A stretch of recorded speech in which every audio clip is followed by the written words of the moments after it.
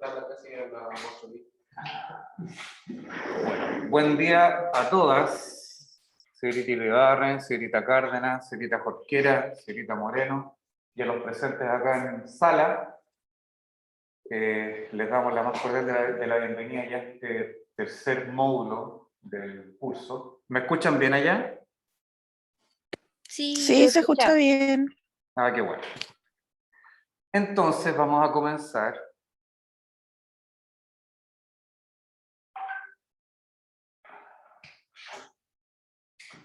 Oh. Ah. Oye, esta configuración.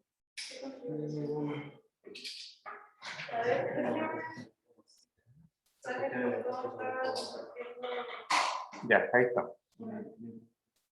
¿Ven bien ustedes en casa la imagen? Sí, estoy grabando. ¿En casa ven la imagen ustedes o no? ¿Aló? Sí, sí, ¿Me escuchan? No me escuchan. sí, ¿Me escuchan o no? Ah, se ya. ve. Sí. Ya. Bien, pues, estamos entrando a la última etapa del curso y vamos a hablar de lo que es la biomecánica aplicada, señor coronel.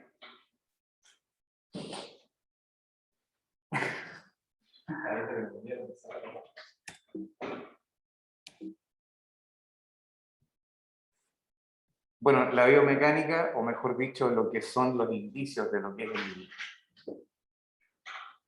la creación de la ergonomía, parte en la época desde la domesticación de los animales. De hecho, acá tenemos las primeras pinturas rupestres que así lo indican. Si ustedes se fijan, no solamente está un servil animal, sino que hay una herramienta de trabajo. Y esto es una evidencia de pintura rupestre. Y acá hay otra cosa que yo lo encuentro increíble. Esto tiene 75.000 años de fabricación. Fue en el sur de África. Si ustedes pueden ver, ya son herramientas bastante más elaboradas. Hay elección de materiales, hay elección de morfología, hay intuición de ergonomía y antropometría. Porque resulta que si la herramienta o el arma, y ya estamos hablando de diseño, no funciona, la tribu y por lo tanto la especie corre serio peligro de extinguirse. Y esto es muy interesante por el hecho de que en 2000 años de existencia el cerebro humano se triplicó en tamaño. ¿Y eso por qué sucede? Porque el cerebro humano tiene la capacidad de pensar. Siempre. Aunque a veces piense cosas que no son correctas, pero piensa. De hecho, usted está pensando, usted que se está quedando dormido también está pensando en otras cosas, pero está pensando. Porque resulta de que con la creación no solamente de herramientas para poder sobrevivir y utensilios para poder alimentarse y para poder mantener la especie, está la famosa y llamada membrana de aprendizaje. ¿Qué es lo que es la membrana de aprendizaje? La red neuronal cognitiva que todos tenemos. ¿Y cómo nace la red neuronal cognitiva? A partir de un proceso de estimulación. Y la estimulación proviene de la llamada experiencia. Esto, por ejemplo, es una experiencia donde me están evaluando. ¿Qué es lo que estoy hablando? ¿Cómo lo estoy hablando? Si es que acaso esto es coherente con lo que han hecho en el curso. Todas las experiencias que ustedes tienen las evalúan, las procesan y su cerebro las compara. Pero lo más interesante de todo este proceso es que gran parte del cerebro lo utiliza para poder procesar información que está ligada al lenguaje. ¿Y cómo llega la información? A partir de nuestros sensores perceptuales. ¿Cuáles son los sentidos? El tocar, el mirar, el escuchar, el degustar, el olfatear. Y hay otros sentidos que también funcionan o que también actúan. Pero en esencia estos 5 son los constructores y los fundamentos de la experiencia, que es lo que estamos viviendo ahora, y todo lo que ustedes han vivido desde el momento que tomaron conciencia de su existencia.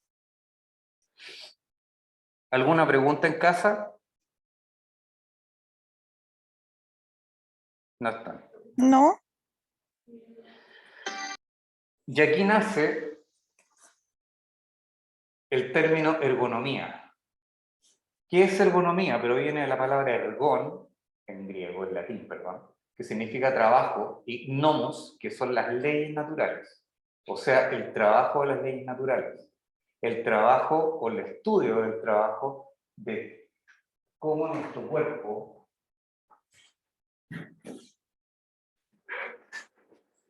se integra al uso de los elementos, al uso de los elementos, al uso de los elementos, al uso de los elementos, al uso de los elementos. ¿Cuáles elementos los cuales fueron diseñados? Y por lo tanto, estos ergonomics y ergonomía, que fue como una derivación de estas dos grandes palabras, que fue la fusión de grandes ciencias que trabajan hoy en día para el estudio del trabajo. Ahora, por este científico polaco, en el año 1857, ya él hablaba de trabajos o ensayos de la ciencia del trabajo, basado en las leyes objetivas de las ciencias naturales, o sea, de la naturaleza. Como el cuerpo se integra a los elementos, nace también el concepto de apticidad. ¿Qué es lo que es la apticidad? Ahí hay un claro ejemplo de apticidad. Acá hay un claro ejemplo de apticidad. Un claro ejemplo de apticidad. O sea, cómo el objeto se integra al cuerpo de forma natural, sin que yo tenga que, por ejemplo, ver un manual de uso. ¿Por qué? Porque la forma denuncia el uso. La forma comunica el uso. Por eso es importante la comunicación objeto-sujeto desde el estudio de la morfología. Y este personaje en el año 1857 ya lo hizo el uso. Pero ya en el año 47, el científico británico Murray nace también como ciencia. Y esto fue aplicado obviamente en la industria bélica, para poder optimizar los tiempos de ataque, para poder optimizar el desarrollo de armamento, de transporte. Pero lo que yo encuentro sumamente relevante dentro del proceso de conformación o creación de la ergonomía como ciencia aplicada fue cómo se fueron fusionando otras ciencias. Fisiología, anatomía, ingeniería, psicología. Porque la psicología del objeto y la psicología del trabajo también es importante para poder optimizar la reforma o el desempeño de cualquier persona, no solamente un deportista. Medicina del trabajo e higiene industrial. Medicina del trabajo está ligado a estas lesiones. ¿Cuántos de los que están acá presentes tienen problemas en las muñecas por estar trabajando tanto en el computador? Usted no. A ellos. ¿Tienen problemas en las muñecas, tendinitis? ¿No? Bueno, eso está ligado a la medicina del trabajo. Por lo tanto, el principal objetivo de esta ciencia aplicada, o esta configuración, o confabulación, o conglomerado de ciencias, para poder estudiar el cuerpo y cómo se integran los objetos cotidianos, naturales o del trabajo, es estudiar el comportamiento humano en el trabajo. Por lo tanto, estudio científico del trabajo. Que aquí ya nace como una organización que se dedica justamente a estudiar el hombre y la máquina. ¿Cuáles son los objetivos de la ergonomía? Estudiar al ser humano las interacciones físicas y mentales con los objetos. ¿Y por qué pongo la palabra mentales? Que en realidad no lo puse yo, sino que los libros lo sostienen. Porque también existen las funciones simbólicas, las funciones emocionales. O sea, la percepción del objeto para poder desempeñar un trabajo. Cómo lo percibe el sujeto, cómo lo percibe el usuario. Que eso hoy en día le llamamos variables intangibles. Porque no las puedes medir, no las puedes observar, pero te das cuenta que existen. Por ejemplo, el uso de un celular. Hay celulares que tú los personalizas, ¿no es cierto? Todos los personalizamos, de una u otra forma. Esas son funciones que están ligadas a la percepción. Porque tú creas un lazo emocional con el objeto. Y ese lazo emocional está ligado al desempeño del objeto, a la respuesta del objeto, a la inteligencia del objeto, a cómo se integra a tu vida y es capaz de resolver todas aquellas tareas y funciones que necesitas que dar respuesta, pero también te das cuenta que el objeto se anticipa. Y ahí nace el objeto inteligente. Y todo eso está ligado con conceptos ergonómicos aplicados. ¿Alguna pregunta en casa? ¿Hasta el momento? No. Bien, sigamos. Otro de los objetivos que tiene esta ciencia o este conglomerado de ciencias aplicadas es el mejoramiento de los procesos de diseño para el potenciamiento de las capacidades humanas. Por ejemplo, ¿yo podría estar sentado en esta silla 8 horas de trabajo continuo? ¿Por qué no? Se empezaría a sufrir molestias físicas. Empezaría a sufrir molestias físicas. ¿De qué tipo? ¿Qué más? Se me dolían las piernas. ¿Ya? ¿Qué más? Mala circulación. ¿Por qué mala circulación? Por la posición y la forma de estudio. Bien. Por lo tanto, este objeto, ¿para cuántas horas de trabajo está pensado?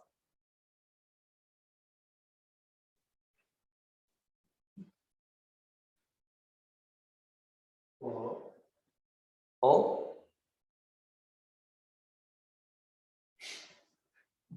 un par de horas académicas. ¿Por qué? Puedo regular la altura, puedo girar, me puedo mover. ¿Por qué está pensado para esta estación de trabajo? Un asiento de un vehículo, ¿para cuántas horas de trabajo está pensado? ¿O el asiento de un avión de pasajeros? O 14 horas, puede depender de la cantidad de horas que dura el vuelo. Entre Sudamérica y Europa, y mínimo, si te vas a un vuelo directo, son 12 horas. O sea, debe ser capaz de resolver estados sedentes prolongados, mejoramiento de los procesos de diseño para el potenciamiento de las capacidades humanas, o sea, evitar la manifestación de fatiga. ¿Cuáles son sus aplicaciones? Y la ergonomía, como tal, viene de lo que ustedes han hecho durante el segundo módulo, que es biomecánica aplicada. ¿Qué es lo que es la biomecánica aplicada? Cuando ustedes son capaces de estudiar un miembro del cuerpo humano y comprender su funcionamiento. Los tendones que están involucrados, los huesos que están involucrados, los cartílagos, la fuerza, el movimiento, el desplazamiento, la motricidad, todo eso es biomecánica aplicada y es denominada la ciencia del bienestar. Por eso hay muchas ciencias que están involucradas en el desarrollo de productos ergonómicos. Por eso hay ergonomía, entomometría, biomecánica, ociología, anatomía, oceología. ¿Y qué es lo que busca? Optimizar la interacción entre personas y la tecnología, porque todos los elementos que nosotros utilizamos, los más básicos, ¿esto tiene tecnología? Lo pongo en pantalla. ¿Esto tiene tecnología? Los que están en casa pueden participar, ¿eh? ¿Tiene tecnología o no? Ya, ¿cuál? ¿Ah?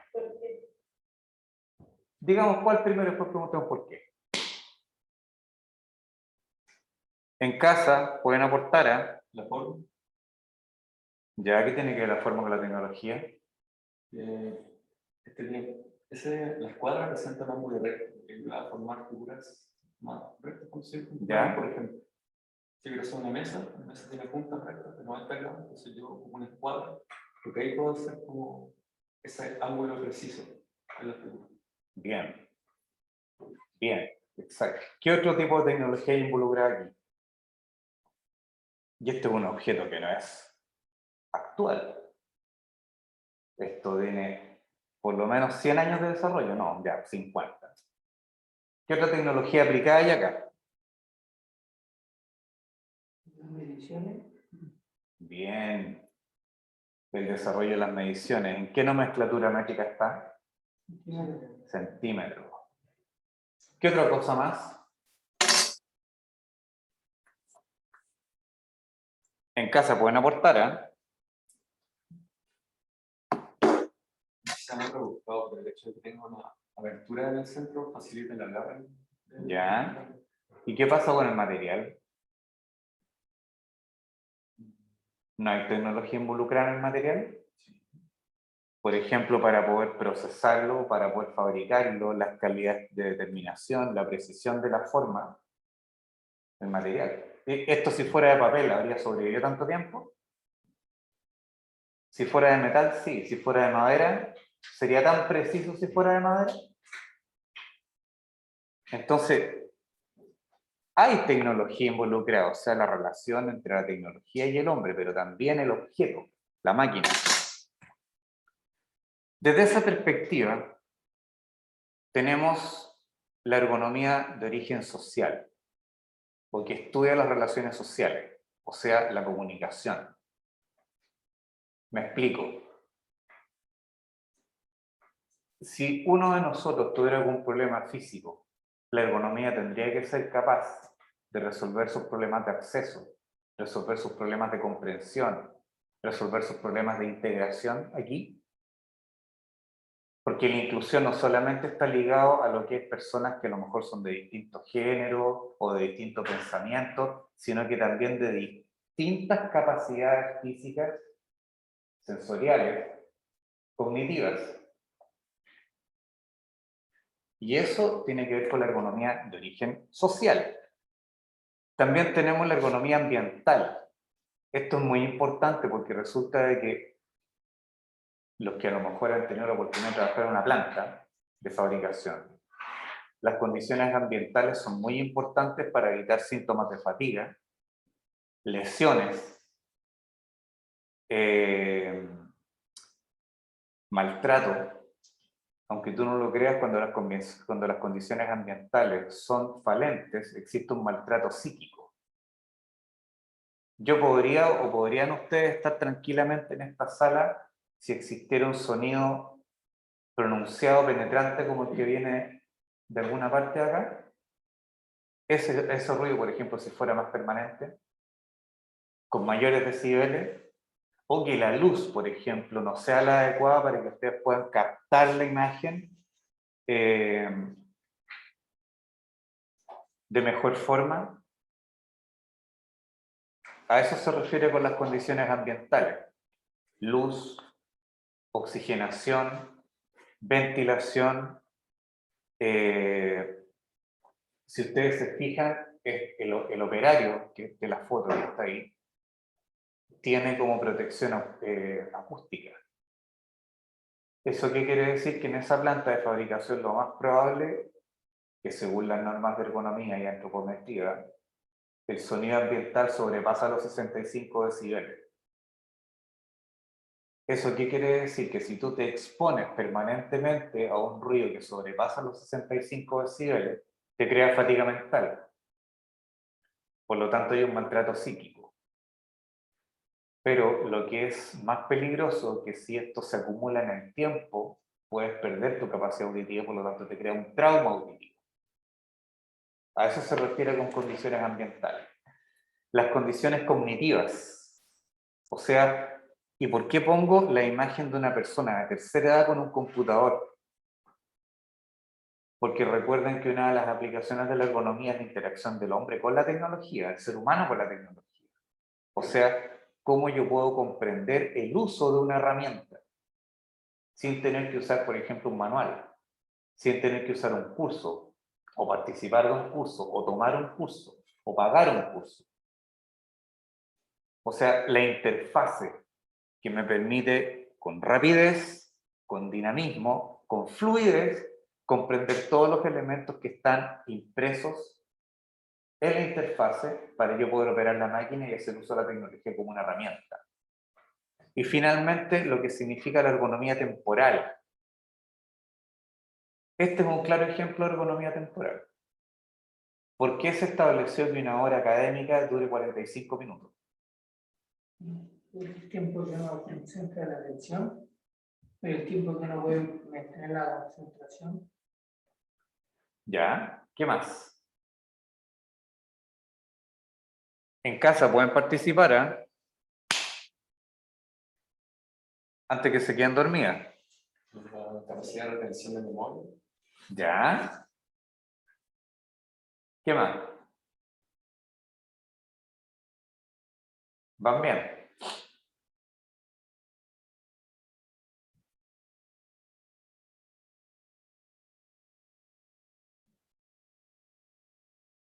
Porque pasado 45 minutos de trabajo continuo, de concentración continua, si no tienes periodos de descanso, ya sean breves, comienza a aparecer síntomas de fatiga.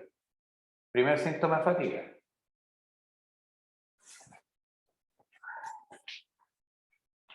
Porque de pronto te pones a ver el celular o empiezas a mirar a otro lado. ¿Por qué? Porque ya tu cuerpo se fatigó. Y al fatigarse el cuerpo también se fatiga la mente.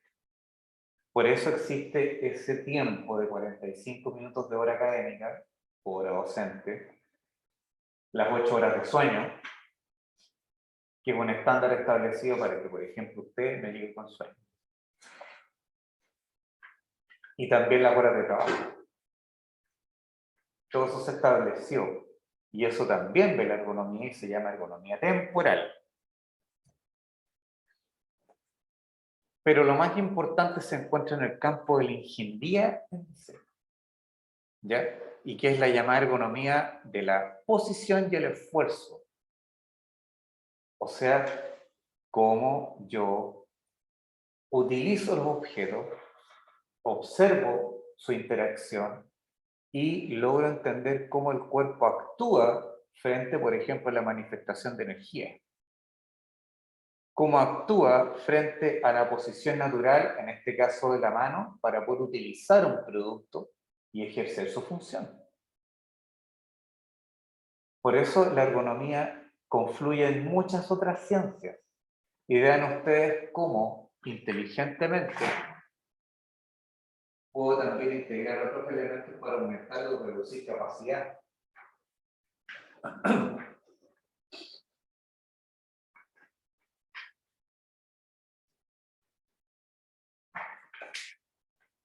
Y estos conocimientos confluyen desde varias ciencias, como ya lo dije. La antropometría, la anatomía, pero la más importante, vuelvo a insistir, es lo que ustedes hicieron en el trabajo anterior, el estudio de la biomecánica, del movimiento del ser humano. Porque si ustedes no son capaces, y lo sé que lo son, de tomar conciencia de cómo funciona su cuerpo, o sea, y se dieron cuenta que la mano es un sistema, que tiene muchos componentes, tiene una estructura, hay uso de energía, hay uso de tendones, hay uso de músculo, hay un proceso que irriga, o sea, que alimenta de energía, que es la sangre, que también está nutrida por oxígeno, pero te das cuenta que es una obra de ingeniería. O sea, si ustedes ven esa imagen que está ahí de la rodilla, o sea, la cantidad de años de evolución que hay ahí, de cientos de años de evolución, miles de años de evolución para poder llegar a la optimización de ese sistema para poder hacer este movimiento, saltar, correr y hacer cosas que realmente son muy difíciles de hacer, pero ese diseño permite de que este sistema general que se llama cuerpo funcione de forma armónica y pueda hacer cosas que son más allá de las capacidades naturales que tiene. ¿Por qué? Porque las puedes desarrollar. Por eso es importante también saber las medidas del cuerpo. Y eso es la antropometría. Cómo la medida del cuerpo se integra a la medida de otro objeto y ver si es que acaso hay compatibilidad.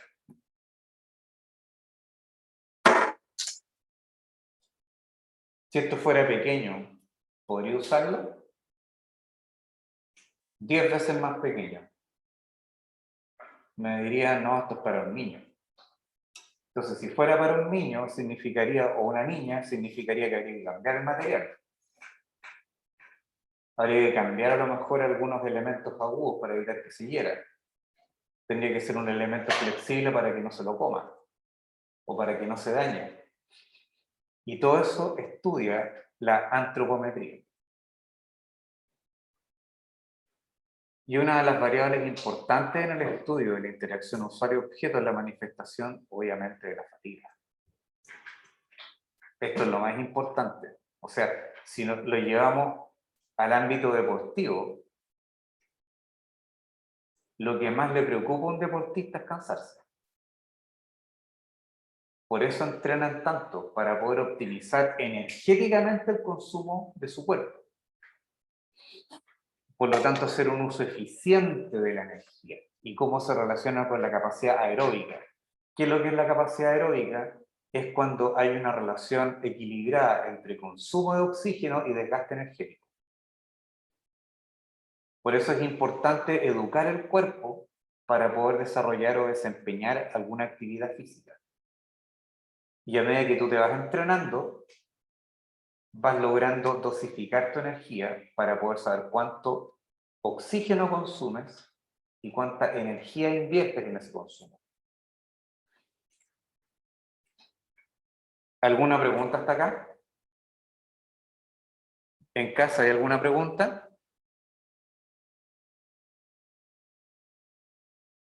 No. Efectividad del grado de comunicación del objeto con el usuario, es decir, la interfaz, cómo opero con él.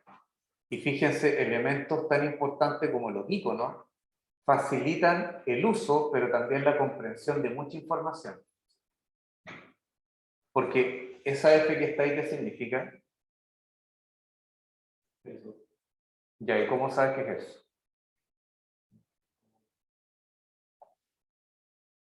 Siendo que ni siquiera hay colores involucrados. Por infografía. Y si es infografía, ¿cuál es el icono que está al lado? Twitter. Pero lo importante que, por eso es tan relevante conocer o saber diseñar interfaces o interface. Porque tú puedes concentrar mucha información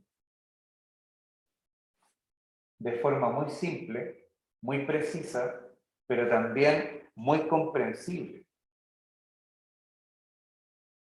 Por eso, y eso también ve la ergonomía de la cognición.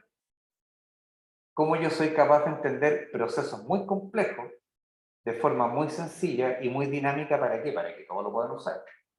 De hecho, recuerden de que el por qué existe Apple es justamente por ese principio. Jobs decía que la tecnología tiene que estar al alcance de todos. No solamente aquellas personas, como por ejemplo los que son de la línea más de Windows o Macintosh, que en ese tiempo, para operar una máquina, un computador, tú necesitas realmente saber de computación, para abrir un programa. O sea, era un proceso muy complejo. Recuerden de que esos iconos fue diseño o fue una idea de Jobs, que hoy en día se ve aquí. Todos esos son programas que puedo abrir con un simple clic. Y eso es diseño de interfaz, o sea, la ergonomía cognitiva. Lograr adaptar y potenciar las capacidades del ser humano en escenarios como Por ejemplo, calidad de superficie. Para personas que tienen cierta discapacidad, en este caso discapacidad o carencia visual. Yo la primera vez que vi este tipo de diseño fue en Italia, en los años 90.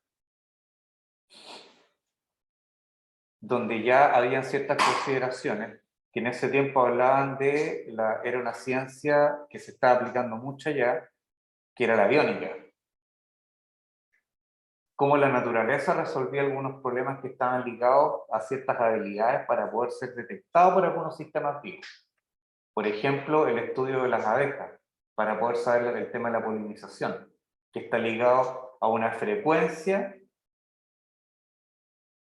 Puedes abrir la puerta, por favor, que está ligado a la frecuencia del color para ser detectado por el insecto. ¿Cómo sabe que tal o cual flor tiene que polinizar? O mejor dicho, sacar el néctar. Si ustedes lograran ver cómo el color lo percibe una abeja o un insecto que poliniza, se darían cuenta de la diferencia de percepción que hay.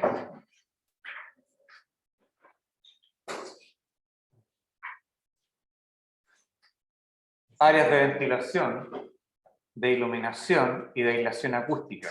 Esto es muy importante, por ejemplo, esta sala, que también lo ve la ergonomía, o esta ciencia donde confluyen muchas otras ciencias. Y hoy en día en un escenario de pandemia, la renovación de aire o la ventilación es mucho más importante. Incluso ustedes saben que ya existen buses que están desarrollando, que ya se desarrollaron, con sanitización de aire. O sea que te esteriliza el aire que está en la cabina. Y eso también está ligado a lo que es el bienestar. En un espacio habitable, ya sea para trabajo o ya sea para vivir, es muy importante la aislación acústica, la iluminación, la ventilación, la termicidad. O sea, que el material sea capaz, por ejemplo, de responder a distintos climas. Un muy buen material que funciona bien térmicamente del adobe. Es muy fresco en verano, es muy cálido en invierno.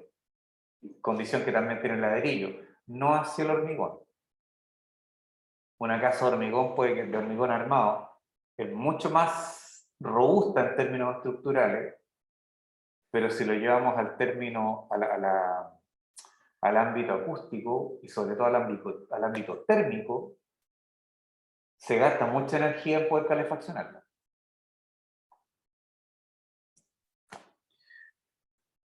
Accesos de espacios públicos o privados para permitir el libre tránsito de personas en circulación. Esto ya estamos hablando de lo que es inclusión.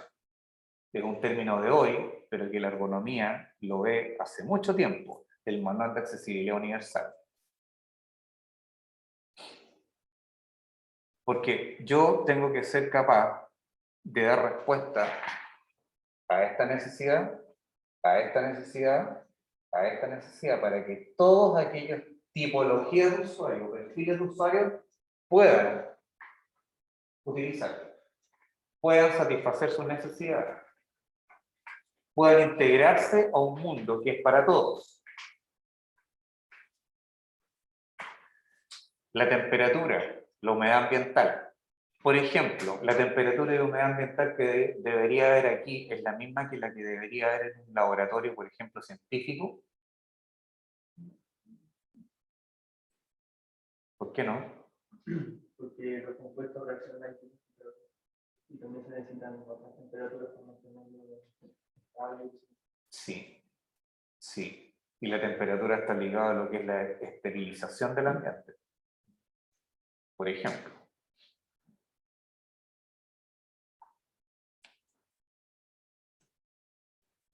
Ahora, para poder justamente diseñar o evaluar un objeto desde esta perspectiva, ¿cuáles serían los criterios para poder evaluarlo?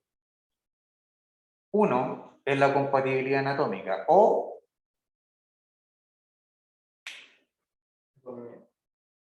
economía, dijiste. Ah, ya. Que el diseño sea capaz de respetar la anatomía humana. Y ahí tenemos un claro ejemplo de un objeto o el diseño de un calzado, si ese calzado no fuera compatible con las leyes morfológicas, anatómicas, biomecánicas de este sistema tan complejo que se llama pie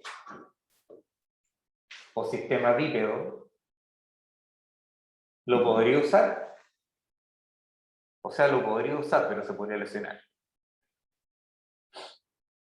El zapato de un obrero que trabaja en construcción es el mismo calzado que utiliza un futbolista o que utiliza un hombre rana o que utiliza un corredor de velocidad. ¿Por qué son distintos? Porque todos son calzados. Las necesidades son diferentes, por lo tanto el contexto de uso es distinto, las condiciones ambientales son distintas y por lo tanto el cuerpo, la anatomía, reacciona de forma distinta. Que ese es otro tema. Para correr el pie lo uso de una forma distinta que para trabajar, por ejemplo, levantando cosas. O para jugar fútbol. O jugar a la pelota. El pie y todo el cuerpo lo uso de una forma. Porque como aprendo técnica, el cuerpo reacciona frente a esa técnica y tú puedes educar los músculos. 2. La interacción del uso. O sea,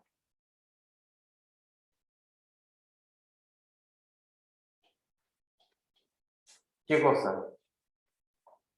La interfaz. O sea, la ergonomía cognitiva. El objeto logra establecer funcionalmente comunicación con el usuario. El mejor objeto es aquel que no requiere un manual o una capacitación para poder ser usado, a menos que sea un objeto muy técnico, por ejemplo, una herramienta quirúrgica o una herramienta de alto nivel de precisión. Pero un objeto cotidiano no necesito tomar un curso o leer en el manual para poder usarlo, debería ser intuitivo. Y perdonen que vuelva siempre con el mismo ejemplo, pero tú cuando logras tener esta interacción de uso a niveles bien equilibrados, Apple desarrolló eso con el concepto de reexperiencia. ¿Y qué es lo que es la reexperiencia? Donde tú sientes placer al usarlo.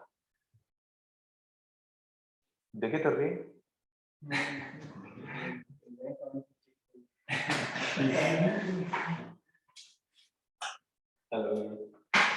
Ahora, ¿qué es lo que es la reexperiencia o el placer del uso? Porque resulta que si ustedes visualizan el diseño de interfaces en el tiempo, al día de hoy, los sistemas operativos como son inteligentes y logran detectar con todos los sensores que tienen y las formas de operatividad que tienen, logran detectar cómo tú usas el objeto, cómo tú usas el programa, cómo tú usas la herramienta. Por lo tanto, establecen lo que se llaman patrones. Al establecer esos patrones, tú cuando vas a usar cuando vas a usar el sistema, el producto es capaz de anticiparse a lo que tú necesitas resolver. Y eso crea lo que se llama estados de placer. Y a eso le llaman reexperiencia. O sea, cada vez que yo interactúo con él, aprendo algo nuevo. Porque hay como una simbiosis educativa. El sistema aprende de ti y tú aprendes de él. A eso se refiere con interacción, que sería como la segunda variable a evaluar. Tercero, las variables antropométricas, o sea, respetar las medidas del cuerpo. ¿Por qué en el uso de un cepillo de dientes hay tanto desarrollo antropométrico y biomecánico? Porque si tú miras los modelos que hay de cepillo, hay no solamente para distintos tipos de uso, sino que también para distintos problemas dentales. ¿Por qué hay tanto? Ya que ustedes estudiaron esa parte. Porque tiene que adaptarse a un espacio más reducido.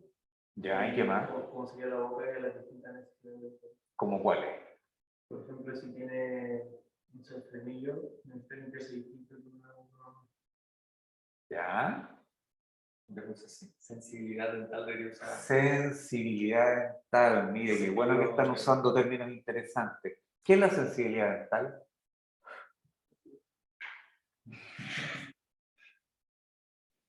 ¿Qué diferencia? ¿Ya? ¿Qué más? No sé si que tenga más terminación nerviosa para tener sensibilidad dental. Está ligado a la calidad del esmalte. Cuando tu esmalte tiene como ciertas debilidades en su estructura, tus dientes son más sensibles que otros, o que otros usuarios. Para eso existen pastas específicas para personas con sensibilidad dental. Y cepillos también. Para eso hay que ir al dentista y te diga qué cepillo Sí. es la recomendación. Sí. Bueno, no, por lo general va al súper y se haga el suave, ¿no? Claro. Sí, po. Más suave. Y te das cuenta que hay como distintos gramajes de densidad de cepillo. Claro. No sé, mucho desarrollo. Y eso se ve ligado a lo que es la variable antropométrica. O sea, el estudio en este caso maxilofacial. ¿Conocen este objeto? ¿Lo han visto alguna vez? ¿Qué es lo Yo que es? no. ¿Quién dijo que no? Yo. Señorita Moreno. Esto es un compás que se llama compás áureo. ¿Y qué es lo que te permite el compás áureo? Comprender, visualizar, aplicar y resolver lo que se llama la sección áurea en la aplicación o el estudio de la morfología humana o de cualquier ser vivo en este planeta. Eso que ustedes están viendo, que el símbolo que está ahí, el símbolo áureo, esa es la fórmula para calcularlo. O sea, 1 por la raíz de 5, la raíz cuadrada de 5 dividido por 2 te da 1.61, 80, 33, 98, 87, 49 periódico. Periódico, ¿no es cierto? Diga que sí. Pero sí, Es que no tiene el símbolo periódico. o sea, es porque Ya. Lo que pasa es que esa relación es, por ejemplo, esta distancia y esto es 1.61 veces esta. Esto es 1.61 veces esto. Esto es 1.61 veces esto. Y así logras desarrollar el espiral del código de Fibonacci. ¿Y cómo se aplica? Ahí vemos una relación ya matemática para poder entender la construcción de la espiral. Y se llaman números áureos porque estos números están presentes en toda la naturaleza. Si yo, por ejemplo, llamo a mi querido amigo y lo rapamos acá, lo que vamos a ver en varios puntos de su cráneo van a ser como estos remolinos que aparecen siempre en el cráneo, por lo que es la conformación de cómo el vello capilar se manifiesta en el cuero cabelludo. Y va a aparecer eso. ¿Pero en dónde más se puede aplicar? Por ejemplo, el estudio de las proporciones humanas. El estudio, por ejemplo, de la relación entre la oreja y el cráneo. La relación entre la nariz y la boca. La relación entre el mentón y el labio. La relación entre el cráneo y la totalidad del rostro. Y eso te permite, este estudio o este tipo de relación te permite comprender cómo es la morfología del rostro. cómo es la morfología de la mano, porque esto también está presente en la mano. Y está presente en toda la naturaleza. Así es como funciona el compás, porque tú cuando abres y cierras este compás, siempre la relación de apertura de este elemento versus este elemento es 1.68 veces. Y a eso se le llama sección áurea, que también son las leyes naturales de composición. Y eso lo podemos ver, por ejemplo, aquí. ¿Qué es lo que es eso? No me digas un caracol. No, ¿De qué? de un cerro. Es un fósil en la casa, ¿me pueden ayudar también? ¿Es un fósil de qué? ¿Qué es lo que es? ¿Alguna vez ustedes leyeron a Julio Verne? Ya. En 20.000 leguas de viaje submarino, ¿cómo se llamaba el submarino? ¿Cómo se llama el submarino lo que leyeron en casa? ¿Ya? ¿Cómo?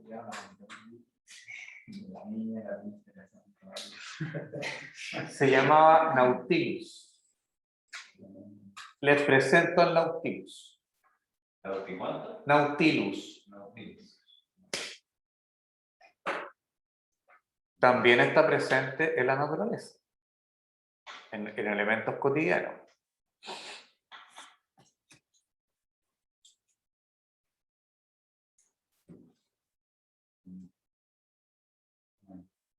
Esto ayuda mucho. Me habría encantado que en este curso hubiéramos desarrollado ese compás. Pero bueno, el tiempo no lo permite. Para que ustedes puedan haber hecho un estudio, además del que hicieron anatómico y biomecánico, de cómo las relaciones del cuerpo, tomando estos elementos de ejemplo. Pero también otro de los criterios tiene que ver con la materialidad. Si el material propuesto es compatible con la actividad y el contexto de uso del objeto. ¿De qué material es esa taza?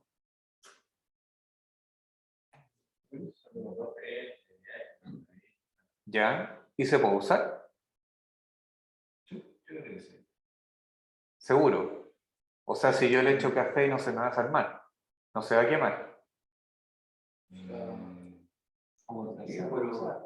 No se puede usar. Ya, pero No se puede utilizar. Yo creo que aguantaría, pero no es suficiente tiempo que una taza de cerámica. ya. No se podría reutilizar. Pero ¿qué pasa si yo el material estudio sus propiedades y logro modificar o potenciar sus propiedades, que en este caso es para hacer un objeto que es de uso limitado? Es el mismo material, pero miren cómo cambia la percepción. Por eso es importante dentro de los criterios de evaluación que ustedes van a usar para poder diseñar un objeto o para desarrollar una propuesta de diseño, que el material propuesto sea compatible con la actividad y el contexto de uso. ¿Cuál es la actividad y el contexto de uso de ese producto?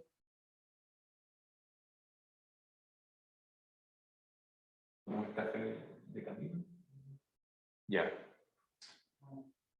De paso. Ya. Ya. ¿Cómo sabe que es expreso?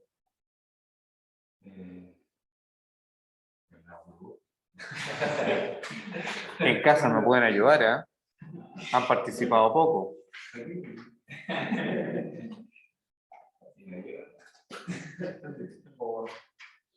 Con la patita se ve que es como para llevar, como para que no se devuelva. Miren qué interesante. Esto lo podríamos ligar a un café al paso, a un café inmediato. Sí. ¿Sí? Sí. ¿Ya? Si es un café inmediato o un café al paso, está relacionado, por ejemplo, con el pronto, Copec.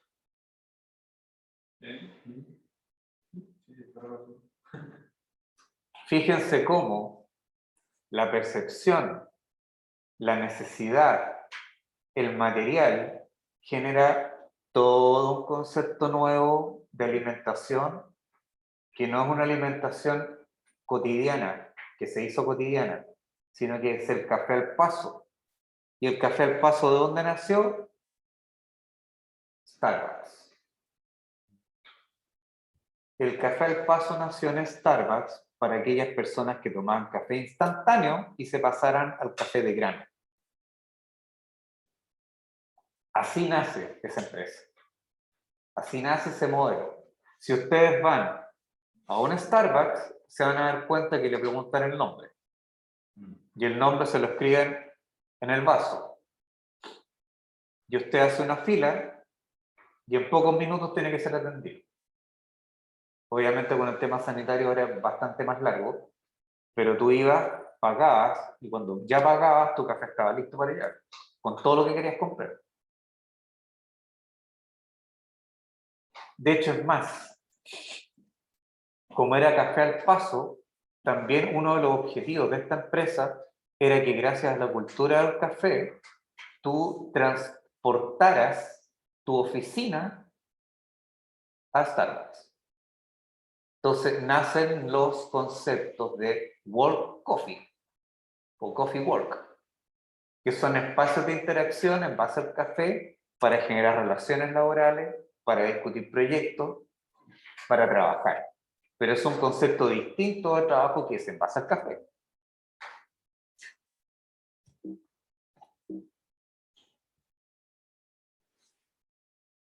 Cinco, eficiencia energética. ¿Recuerdan cuando hablamos de la eficiencia energética, de cómo el cuerpo tiene que ser utilizado y la relación del trabajo sea equilibrada? O sea, cuánta energía invierto en realizar una tarea. Por lo tanto, ese sería otro criterio para poder evaluar el desarrollo de un producto o diseñarlo o proponerlo. Que la interacción física del producto con el usuario se visualice una eficiencia del uso de la fuerza física con la motricidad sin posible riesgo fisiológico. ¿Cuál fue el principal problema que ustedes como grupo tuvieron al desarrollar o al estudiar la interacción de la muñeca con el cepillo de dientes? Había un movimiento muy específico que para ustedes era complejo de analizar. ¿Cuál era?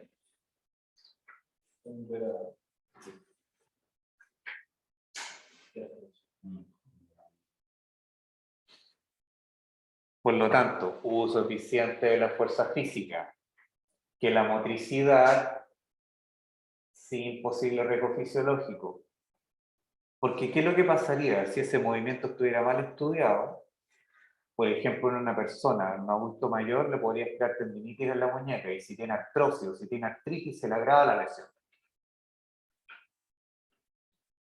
Por eso es tan importante, tan relevante, tener mucha claridad de cómo funciona el cuerpo, cuáles son sus límites de esfuerzo físico y sus límites operativos. Dicho esto, el proyecto final que van a desarrollar, a partir de la experiencia que vivieron, rediseñando un objeto en un principio, posterior a eso, hicieron un estudio del cuerpo, y eso los llevó a desarrollar un modelo biomecánico que funcionó, porque era funcional. Pero vamos a actualizar el rediseño del objeto que hicieron. ¿Y cómo lo van a actualizar? Aplicando la siguiente herramienta de análisis. Esta. Acá están los 5 criterios.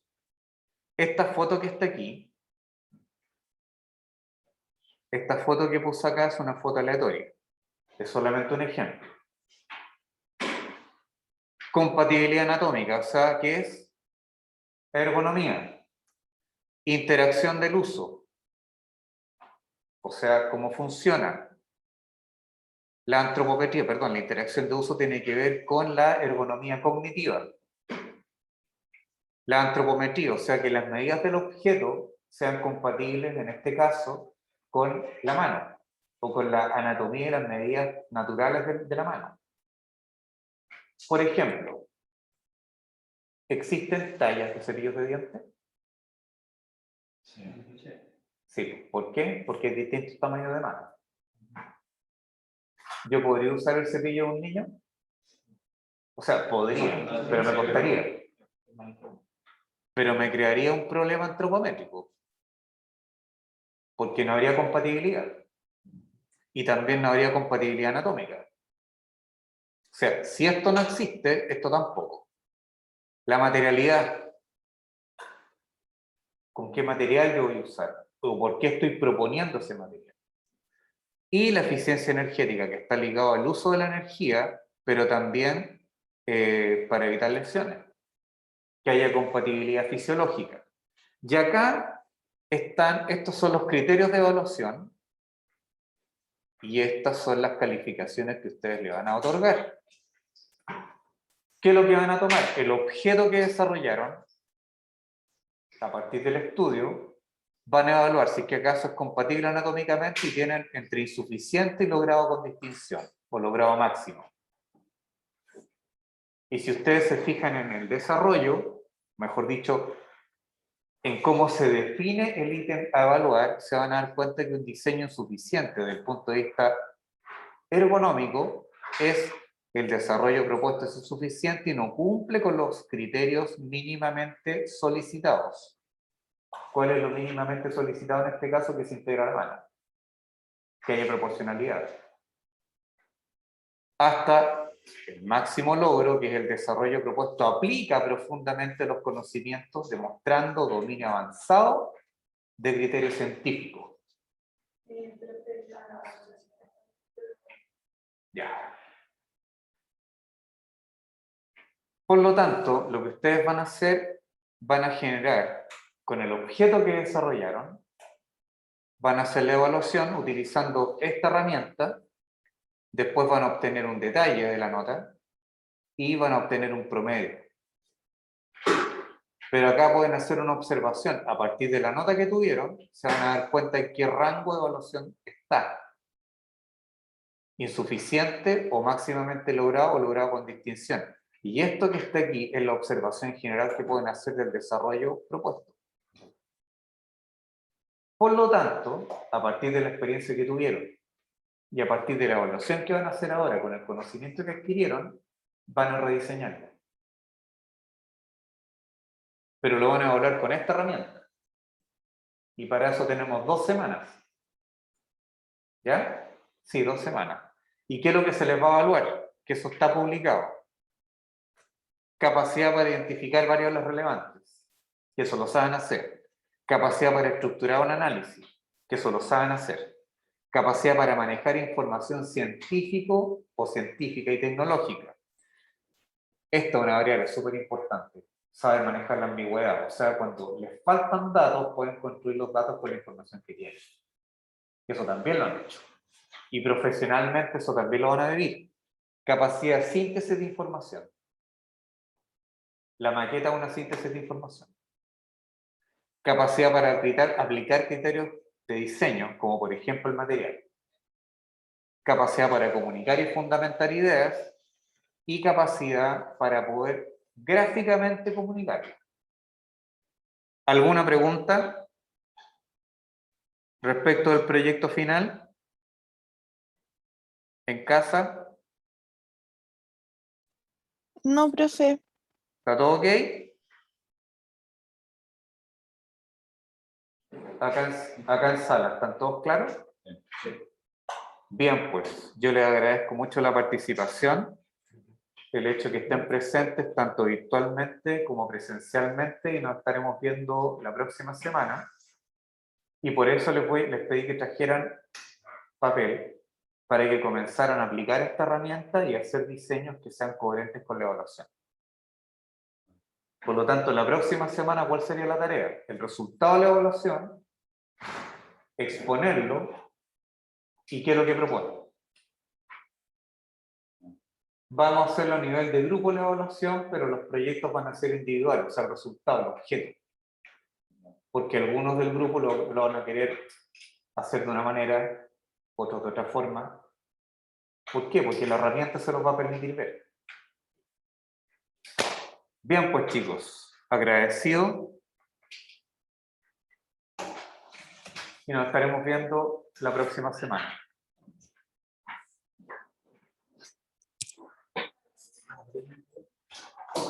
Ah,